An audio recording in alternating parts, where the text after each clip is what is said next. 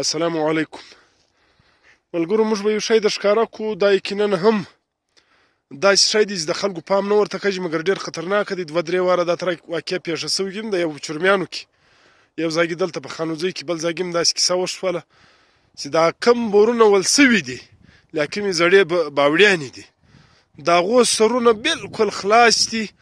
اوس ما وګور خان دلته را روان ولو، اوس دا باغ خو موږ ته نه دی معلوم چې د چا دی. دا یو زوړ بور موږ د ښکاره کوو، دا بالکل په لیاره کې دی. دا لیاره ده، ته یې وګوره، دا بور دی. دا اوس ما او دی خدای زم بچاو کالو کندغ ته ورلیدلی ول، و د دغه پای نسته، او بور هم دونه بور دی لکه غټ څا، لکه باوړی. د دغه سرونه خلاص دي وروره. اوس تر اخر به تر کومه پورې به موږ له دا شعور راځي، دا عقل به موږ له کله راځي، و دغه تکشنیان هم ورلېدای شي. خو موږ لوی سړي یو، لا کوم په غټه لیاره کې دا لیاره ده، ته یې ګورئ، دا د دغه له څنګه سره دا په لیارې موږ راشوه سو ډایرکټ، خدای بچاو کړ. نو ګوهر خانه دغه شی خو موږ اوس ورښکاره کړی، نو تر قیامته خو اوس تا بعد زموږ ښکر نه راځي. دا تره ډېر بورونه موږ له په مخه راغلي دي، موږ په هغه وار شاید پر ګایدلي نه وي دغه وای، خو موږ ته راپېښه سوله چې موږ خدای بچاو کړو، موږ پر داسې وګایدو.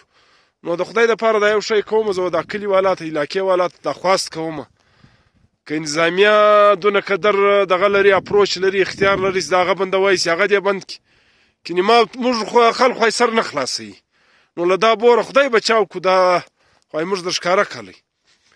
دا تر باوړیانې خلاص دي، دا تر دغه خلاص تر ته وګوره، دا بور دی.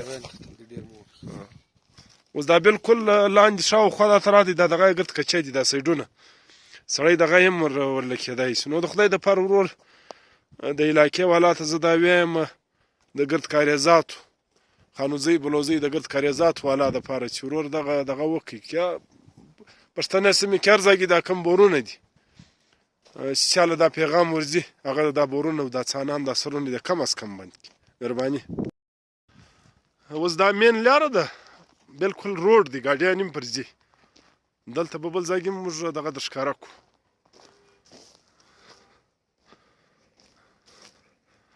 دغه هم دی، دا بیخي ډېر لاندې، بیخي ډېر تا دی. اوس د خدای دپاره موږ دا خواست درته کوو، د علاقې والا دپاره وروره، دا باغ موږ ته نه دی معلوم چې د چا دی، نه موږ ته درک راکوي، دا هر چاسې دی، یا به زما یا به د ستا یا به د بل چا دا هر چاسې دی. دا دغه موږ د ښکاره کوي، دا مین لیاره ده. نو دا یو نه دی، نه دا مسله ده، دا یو باغ والا ده، د یوه سړي ده. دا تر 500 زیات زړې برمې دي، د هغو سرونه خلاص دي. دا کوچنیان، دا ماشومان، دا سړي ورلوږي.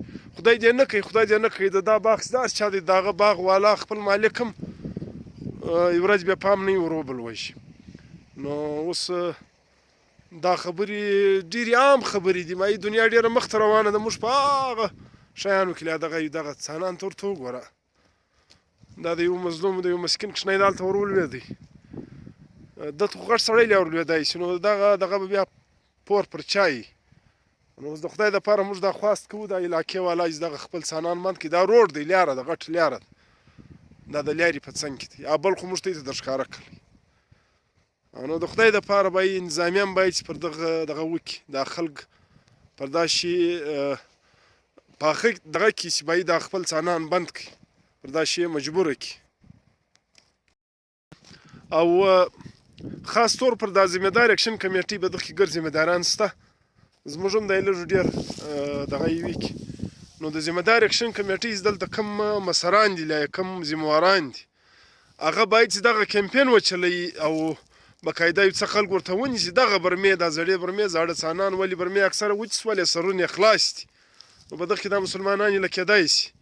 دا ذمه دار اکشن کمیټې باید چې دغه شی، دغه ذمه داران پر دا مجبوره کړي چې باید دغه وکړي، دغه څانان، دغه برمې بندې کړي، دغه سرونه یې خلاص دي، دغه ته انسانان ورله کږي. ډېره مهرباني.